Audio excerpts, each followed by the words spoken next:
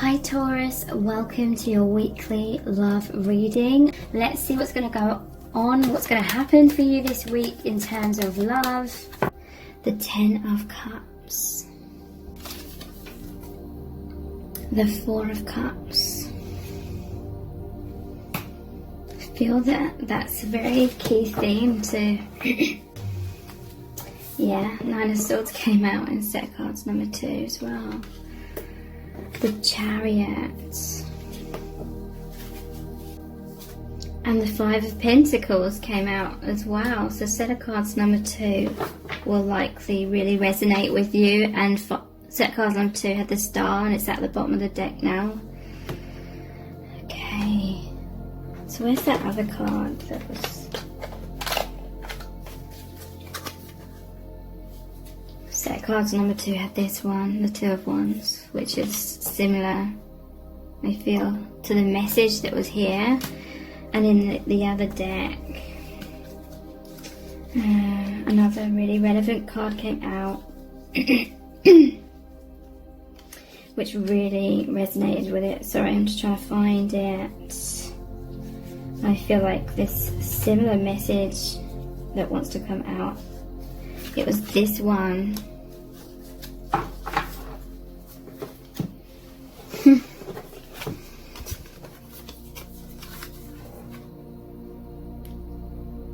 Okay. So this person looks really fed up. 4 of Cups. Okay. So, set of cards number 3. 10 of Cups. This is emotional fulfillment. Okay, so in your divine union, it's created this powerful heart awakening. So your hearts are overflowing with so much love. And I don't know, it's like maybe you see each other from afar or something. But when they see you walking up, it's like they love seeing you, you love seeing them, sort of thing. But this cup here is massive. It's like your heart. There's just such deep love overflowing. This is all the life force. This connection really energizes you. And the garden, it reminds me of the Rumi Oracle card, Enter the Garden of Delights. This is like a healing sanctuary in your heart space. Yeah. So no matter what's kind of going on in your day-to-day life, when you think of each other, when you connect in the heart space and energetically in the 5th dimension, you're just so rejuvenated. It's like with the rainbow here, again, it's like in your day-to-day life there may be rain and clouds and difficulties or sadness or wounding going on, but when you connect in the heart space, it's this safe sanctuary, this garden where your hearts are opened. There's so much joy. This is like your inner child, inner children as well, divine masculine, divine feminine.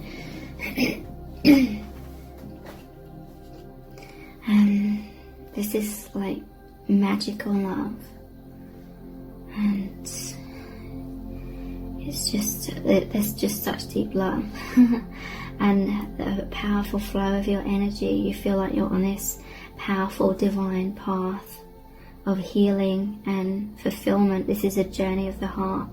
So much fulfillment in your hearts, because the heart is the opening that connects you with your higher self and the universe.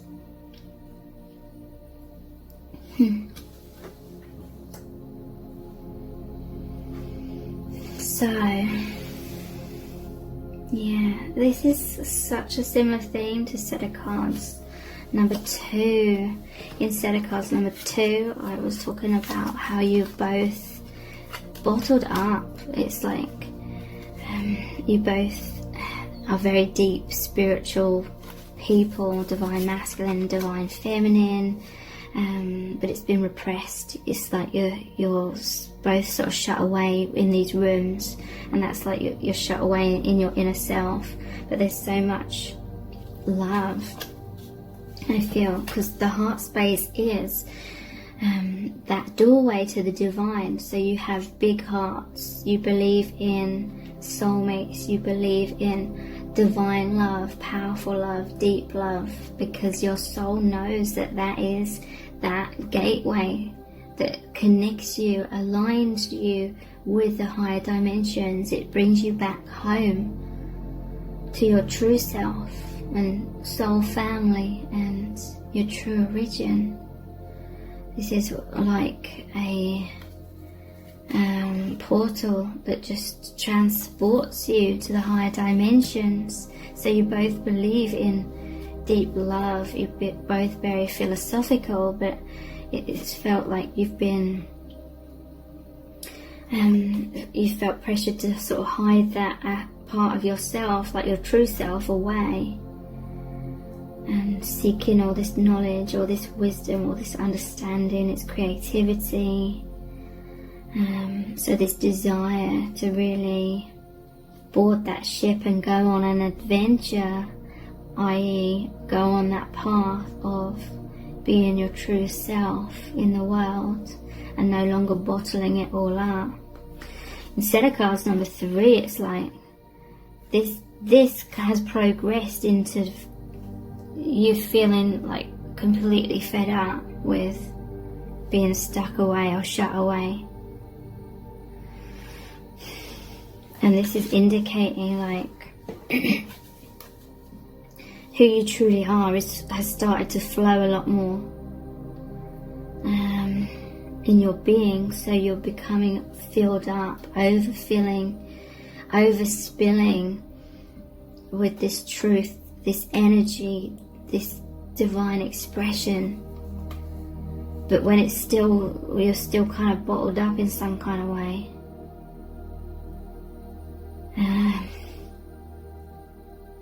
And look, there's cobwebs here as well. There's all these cobwebs on everything. 4 of Cups, it's like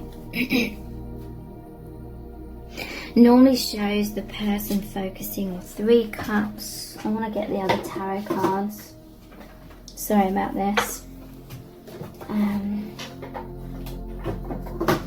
It normally shows the person focusing on 3 Cups and the 4th cup, like the Ace of Cups, that massive cup there, is being offered by the divine.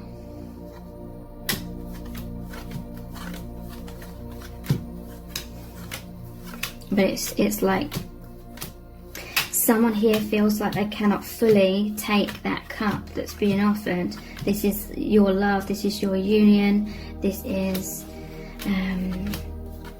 the offering from the divine as well. Here it is.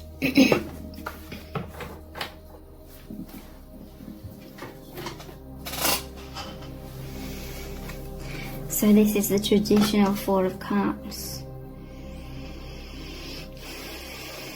And it does like represent boredom as well. And this person that's bored, fed up, there's cobwebs, okay? You and your person feel as though there's so much knowledge, there's so much stuff that's been learnt. But again, it's like wanting to go out into the world and live whatever has been learnt here. All this awakening, all these divine gifts as light workers. It's like all these goals and dreams, but it's like feeling fed up and not wanting to just think about these things or read about these things, wanting to actually go out there and live that, because we have the Chariot, which is all about that movement, and we have the 5 of Cups, which is normally being left out in the cold, but in this case it's like walking out of or walking away from some things. Like this library's inside this building, it's actually walking away to go on that path. of living like your biggest dreams. This is obviously someone that's very like, it represents someone very fascinated by learning something, but just this desire to go out into the world and actually live it or experience it. But they feel as though they're feeling fed up. I feel it's because they cannot fully take this cup. They cannot fully grasp a hold or take up this cup, this union, this connection with you at this time. So you could be meeting in the heart space, or there's just some sort of gap between you in the 3D perhaps, but the love is overflowing nonetheless. But yeah, there's other things. This is like other aspects of your paths where you're still dealing with things, healing things.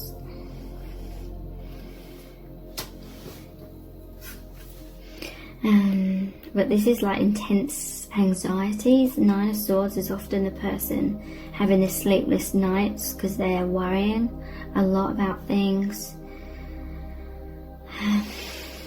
And look, these books, to me this represents the true self that's sort of locked away. The true self is never far away. Like your person, maybe when they're in their day-to-day life, it's sort of hidden away somewhat, but their mind's always on these books, or their mind, I don't mean that literally, their mind's always on their inner world. This person has an inner world going on, and they would like to have that balance, the yin and yang of their inner and outer world being more in alignment, but they're struggling with this.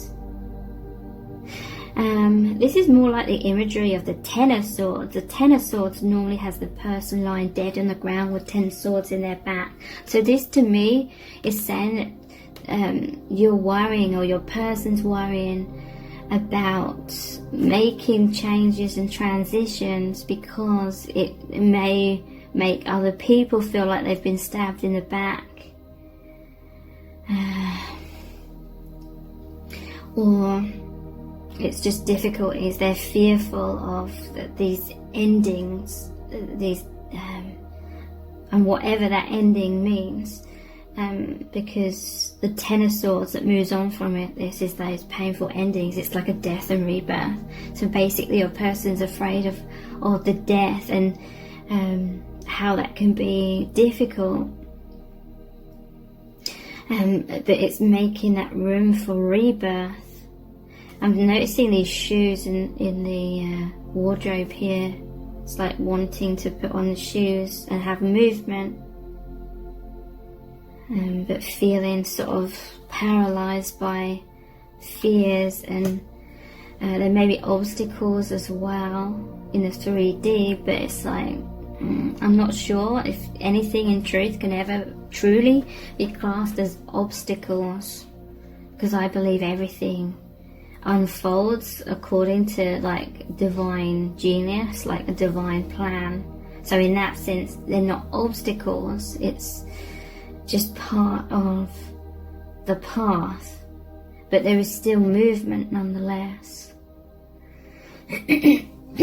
So someone may be intensely feeling this 9 of Swords, because 10 of Swords is looming.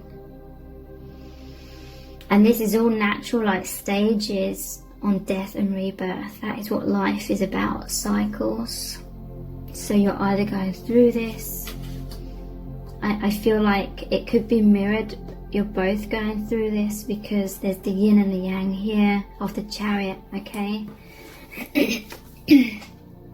So divine masculine and feminine. Sorry about my throat, it really annoys me sometimes.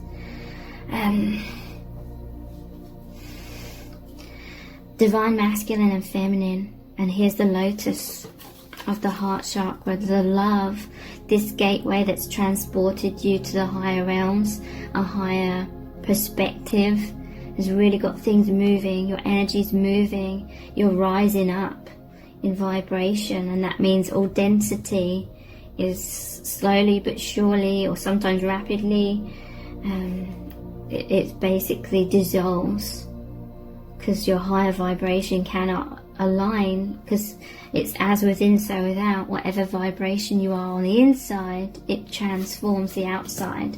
So there is some sort of fear, and I feel like it's mirrored, even though this was from set of cards number 2. It's so like relevant. There's this fear in a way of being, and it could be on a subconscious level, of being your true self in the world, because of all the turbulence that can create on the outside. Like initially, as everything shifts and moves into place, and it's more in alignment with who you really are. But there is, you know, these are cycles. This is the way the world and the universe works. So movement is happening. It is fearful. It does create fear. It is scary. It's coming out of comfort zones. But it happens nonetheless. It's, you know, the Chariot is a major arcana in the tarot. It means it's just the way the world works. It's a part of destiny. Movement. So there is movement forward, and this is the adventure starts, or this the next stage in adventure, because of step by step sort of liberating self from being all bottled up and in a comfort zone or stagnation with all these cobwebs. There is movement out of that. So if you're going through trials, tribulations, difficulties, know that you're not alone by far, because this is how the universe works. This is how the world works, these cycles. So everyone goes through this at different stages in their life, to different degrees.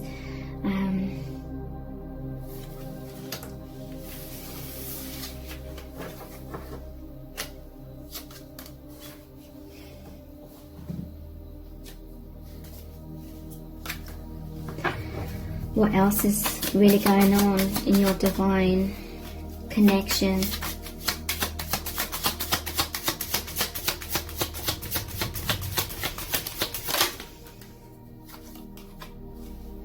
The Knight of Wands.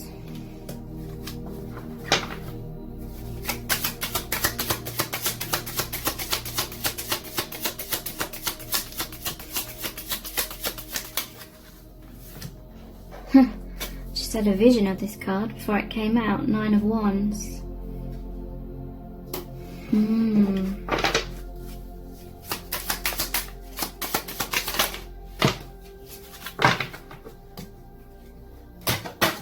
Whoops.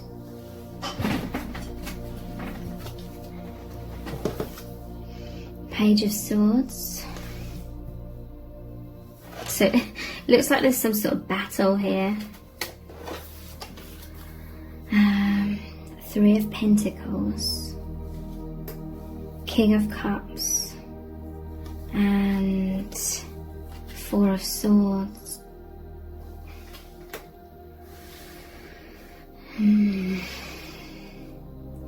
So because you're these powerful light workers, this 3 of Pentacles it normally shows them coming together, building the cathedral. So it's the joining of the higher dimensions and the 3D, the higher dimensions grounding. And it's like a soul contract. This scroll is in the traditional 3 of Pentacles as well.